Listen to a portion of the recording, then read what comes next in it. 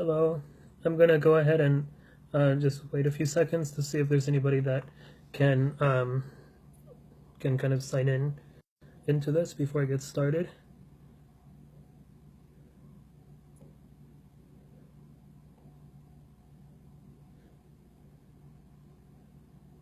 Okay, see one person is starting to check in.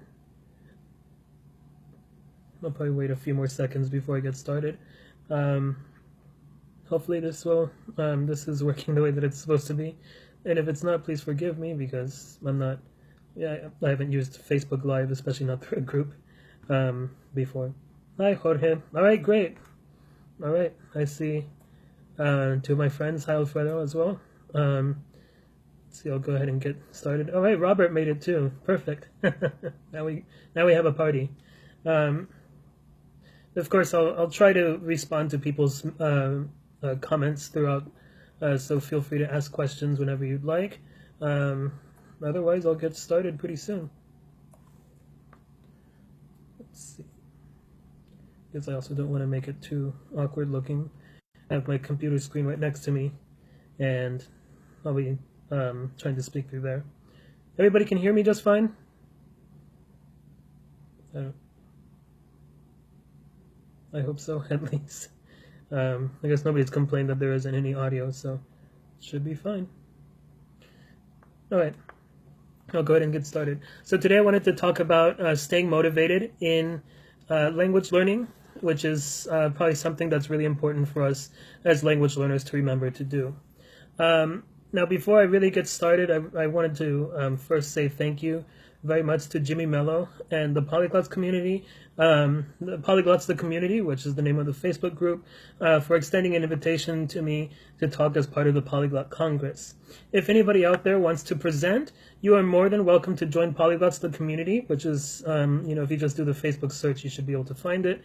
And after you join the group, I'm sure somebody will approve your request really quickly.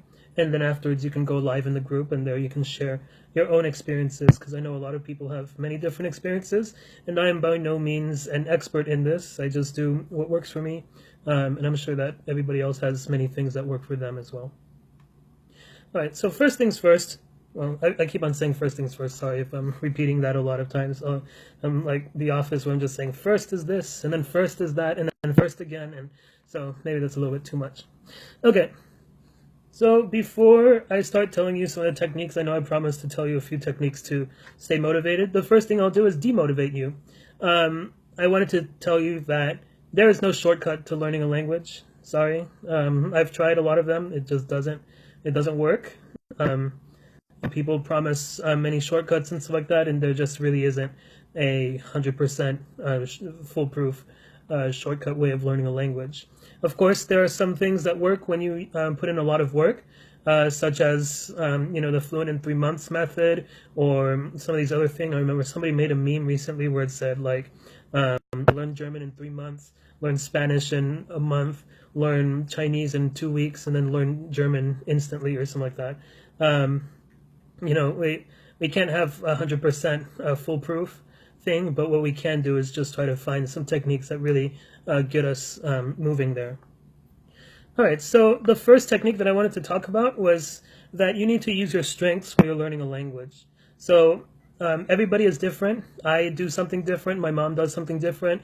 Everybody in my Polyglots group does something very different, and everybody has different strengths.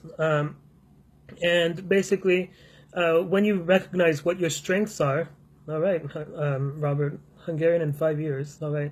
I don't know if I'll subscribe to the class just yet. I don't know if I have the willpower to do it in just 5 years. Anyways, you want to make sure that you use your strengths. So, for example, I'm really good with reading books and remembering things as I read a book. On the other hand, I'm a very shy person. So, sometimes when I'm really shy, it gets really difficult for me to talk to new people. However, if you just remember to use your strength, you can really help yourself go far in your language learning. The other thing, though, is that if you don't look for your strengths, and instead you look for everything that's weak, you'll start distracting yourself from learning a language. For example, there was this one time, I forgot which, there's lots of polyglot groups online, and there was one where there was this person that said, hey everybody, I'm going to study Chinese today. And then the next day he posted another status that said, oh, but all the characters are so difficult, and so he gave up on the language. The next thing he said is like, I'm going to learn Spanish. And then the next he's just like, oh, but everything is conjugation, there's too much. So he gave up on that one. Then the next one he, maybe he picked like French or something. Then the next day he said, oh, but the pronunciation is really weird and stuff like that. If you really start looking for the difficulties, it'll be very easy to stop yourself from learning a language. For example, I already said it, but like with Spanish, a lot of people say, oh, Spanish is an easy language to learn because of blah and blah and blah. But I can tell you that Spanish probably has like 56 conjugations for each verb. How many times do you conjugate something in English? We only have I think there are only 4 principal parts. Sorry for using old language for that, but I think there's 4 different conjugations for English verbs, whereas Spanish has, like 50 or something. I don't know the exact number. And so if you're trying to learn Spanish and then you're just like, oh, hubiera or hecho or so like that, you just start getting mixed up. And if you really focus on that weakness or that difficulty, then you're just going to stop learning the language. Another one is Chinese. The opposite end of the spectrum, I would say, for probably many Westerners, many Americans, or many Europeans. They'll say that Chinese is a very difficult language. And they usually say that because, there are 10,000 characters, 20,000 characters. There's the Xiewen that has like, 20,000 entries in it. How am I going to learn 20,000 characters? How is that going to work? If you keep on focusing on that, then it's going to be very difficult. You're not going to want to learn. However, I would say from my personal experience, I like that Chinese actually has a very logical system to the characters, that there's like building blocks. They're kind of like playing with Legos. You can build like a new sentence with all these different parts. You can build up new words by putting 2 different parts of a character together in order to make a new word. So that's one way of really kind of motivating yourself and keeping yourself going whenever you find something difficult. I guess that's about it for my first tip. I have like 3 more tips. Don't worry, it's not going to be a 10-hour long speech. I don't believe in long speeches. The next one. My mom is watching right here, so she gave me a little face right now. I'm going to try my best to kind of keep close to the message here. All right, so the next one that I think about is looking for community. When you look for a community and when you find a community of people that speak your target language, it'll make everything so much easier. Okay, I can't talk anymore. Language is a human thing.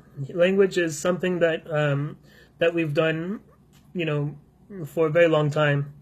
Thank you, Alfredo. Language is something that is very human, and it's all about communicating. Hi, Elizabeth. It's been a long time since I've seen you, but hope you're doing well, and thank you for watching. Now, for when you're trying to learn a language, you need to look for the community, because the community is what keeps the language alive, and the community is what always extends languages. For example, there was a dying language. I'm sure people have seen this on memes before, where it says that, oh, there's this language with only 2 people left who speak it, but the 2 people hate each other, and so since they never talk to each other, the language is going to die. And so if you as a person choose not to go towards that community, then you're just going to have that language die inside of you. You're not really going to be able to learn the language or push forward with it. So try to find a community. It'll also help to make the language learning a lot more fun. For example, when I started learning Chinese, this was probably about, 6 or 7 or 5 years ago. I was looking, I started studying by, I had my books. I had these apps which I keep on telling people to use. I always say use trainchinese.com. It's a very good app. This is not a paid sponsor, by the way. Now, when you use when I used all those books and stuff like that, I didn't really look for a community. And so sometimes I was just like, okay, how am I going to memorize 40 characters today and tomorrow? And it was a very long time. It took me forever, and then I forgot all those characters, one day later, because I didn't use them. And also because I didn't have people that were supporting me. At that time, I didn't know my community of language learners, which I'll talk about a little bit later. But when I moved to Chicago, on the other hand, there was a very big community of Chinese speakers. There was a meetup group that met every Thursday night, no, every Tuesday night, and they would go and they would just talk. They would chat. A lot of people were, businessmen or businesswomen from China. There were some people that had studied Chinese in university. There were people that worked on international relations. Some people like me, where they just like to learn the language. And of course, there were also some people, like American born Chinese, the ABCs, the very typical thing as well. These people were getting together and speaking, and the good thing was that they were really welcoming to me. I mean, I can't say that everything is going to be 100% easy. Now, I personally haven't had much of an issue with communities when I'm learning a language, except for one time there was a Japanese community I wanted to talk to, but it was just the leader, the top, that was just like, no, you can't because you don't know anything. So he told me not to go, and that group has died already, and that meetup group doesn't exist anymore. So on the other hand, the Houston Polyglot Cafe has a Japanese meetup group that meets regularly. I think like every week or so. But anyways, when you find the community, it'll make the language learning much easier. And it can also have people that'll check in with you, when you say, I'm going to learn Chinese today. And then the next week you see your group, they're just like, hey, have you been studying? Tell me something new. Have you, do you know one more word? And they're just like, oh, yeah, I didn't really study. And, it can be embarrassing if you let your community down. They're trying to count on you. They want you to succeed. And instead, you're just not being faithful to their community. So, when you have a community, they can help you to keep on studying and to keep on doing things. Another thing about that is that, going to a community to learn a language doesn't mean you have to be fluent on that first day that you go there. Most groups, I already told you my one bad experience, but most groups and most organizers will say, welcome to our group. You can come, you can stay, and you can listen. Yeah, the gym buddy mindset, that's a very good analogy, actually. When you have gym buddies, they kind of push you to keep on exercising. The same thing when you have language buddies or language partners, they'll help push you to keep on studying. And so basically when they had, when I started with the Chinese community, I didn't know that much. I was just like, oh, I know like 150 characters. I know lots of words. I can introduce myself. I know my name. And I was just like, okay, I got this. And then when I first went to the community and they were starting to talk, I was just like, it was like so quick. And, there were like these, I always remember this one girl who spoke so fast and she talked so much. And I could never understand a single thing just because it was so fast. And, but I kept on going, and after a few weeks, I started adding to the conversation. It wasn't profound, I didn't say, oh well, philosophically I believe in the power of the human mind. I said basic things like, I like this, I like that, I want to go to China, I want to talk to my friends, I want to make more friends. You practice a little bit more each day. All right, so that's a community one. All right, so now the next thing that I wanted to talk about was, so when you're looking for a community, you also want to make sure that you don't have, that you don't let other people's opinion throw you down. A lot of times this can be really embarrassing. Like sometimes you can say, oh, it takes me 1 month to learn one sentence in Spanish. And you might feel embarrassed, but don't let that, distract you. Don't let that stop you from learning. Instead, just continue to look for those things that are easy, continue to practice, and continue pushing forward so that way you can really succeed in your learning endeavors. Another thing is that when you let people's judgments distract you, they can really stop you from doing anything, really.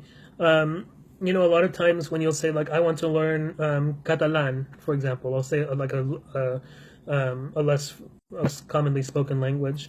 So if you say, I want to learn Catalan, then somebody else tells you, why are you going to waste your time with that? Why are you going to waste your time with, that language? Nobody speaks it. There's nobody in here that speaks it or whatever.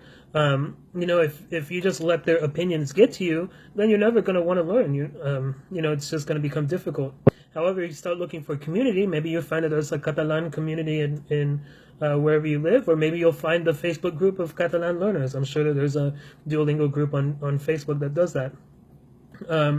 So again, don't let people distract you or detract you from learning a language. Right, the next one. This is a big one. Practice, practice, practice. There's never enough practice when you're doing a language. When you're learning a language, you have to practice. Like I said, there's no shortcut, there's no, sleep and learn the language. People have proven that wrong.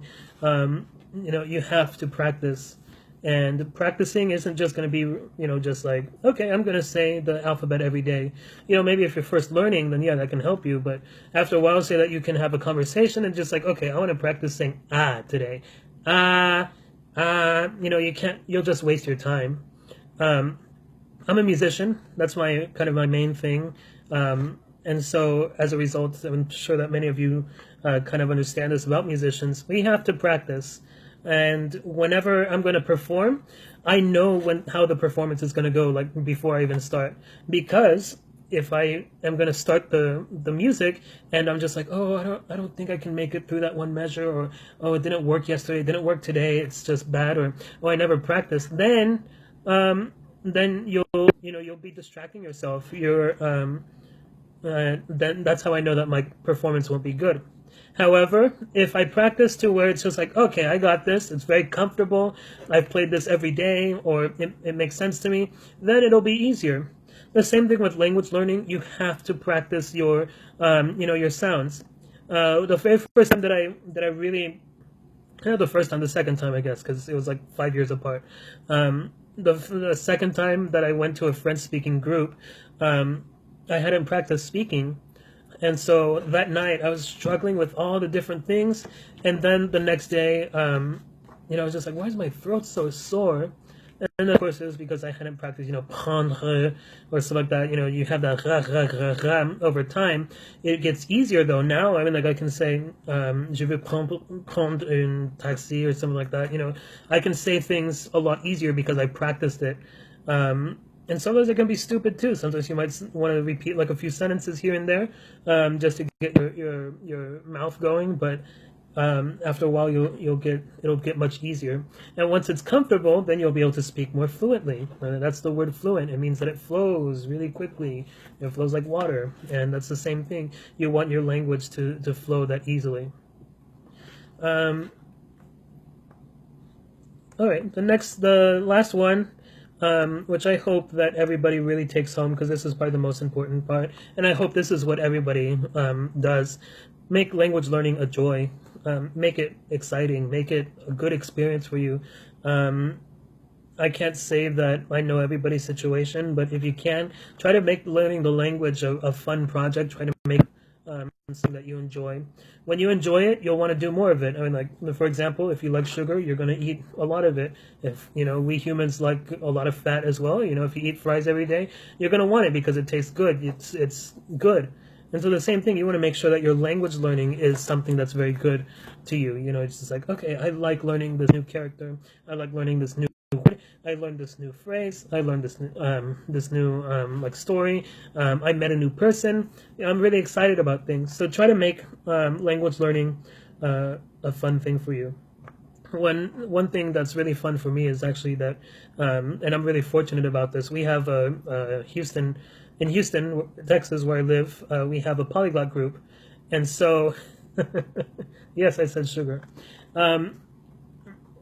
Here in Houston, we have a polyglot group that meets probably about every other week, and it's fun. I love talking to everybody. I love practicing. I love meeting new people. I can meet lots of new people that can help me practice these new languages, and it's just great. I love being with this group of people.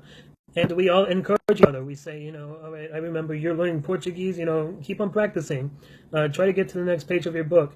Okay, if you're learning Chinese, let's practice today. Let's say a few sentences. Let's learn a few new characters. If you're learning French, we have a large group that meets here that speaks French every Wednesday. It's just like, go to the group, message people online, talk to them. Find something that'll make it a fun experience. All right, I like what Alfredo says. He says, make the language part of your life and live your life through that language or languages. It's very good. Maybe you should make a presentation. Um, it's great, though. You have to make the language become part of your life. You have to surround yourself by the language. You have to enjoy it. You just have to make it a very good experience so that way you can push through any difficulties.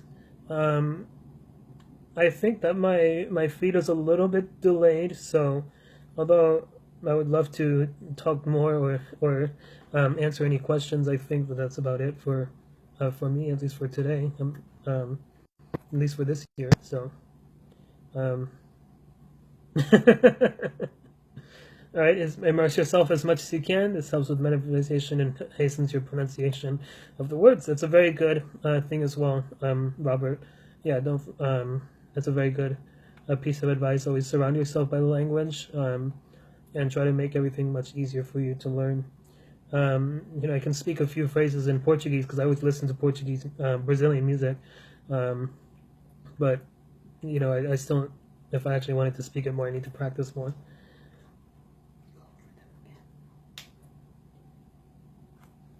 All right, so again, just in case, I know I talked quite a bit. I don't know how long this feed was. I don't want to mess this up, so let me just not. Okay, so a few things. Just don't forget there's no shortcut to learning a language. Even people like Benny Lewis, he tells you it's not going to be instant, and it's not going to be easy. It's not just going to be you can open the book and magically the stuff will shower you or something like that. No, you have to work at it. Use your strengths. If you're good at memorizing things, try to memorize. If you're good at talking to new people, find language learners, find other people who speak your language, your target language. Look for a community. Look for some people that will support you. And all of you, if you're watching this video, you have access to the internet, so you should be able to find plenty of people who would be willing to help you learn your target language. Don't let people distract you from learning a language. Sometimes people just want to be mean. Some people just want to stop you from getting to your goals. Don't let them do that. Keep on pushing forward. Keep on trying to find the fun things. Practice, right? You need to practice all the time. You need to make sure that your new language is going to be just as comfortable. This is a goal, not the reality. But you want it to be just as comfortable as your native language. And then the last thing is, of course, make it a joy. Enjoy learning the language and just enjoy the whole process of it. I hope that you guys can stick around for some of the other conversations in the Polyglot Congress. It's going on, I think, until the 26th, so you still got a few more days of it. And if I'm not mistaken, Jimmy said that he will be uploading these onto YouTube as well. So if you lose the video after a while, then you can, of course, go onto YouTube and you can probably find these conversations again. Thank you very much. And here in Houston, it's late at night. Not that late. It's about 9:30. I'm going to go to bed pretty soon, but please enjoy the rest of your evening. Good night. And here's my tea, of course. I have my trusty tea as always. Thank you.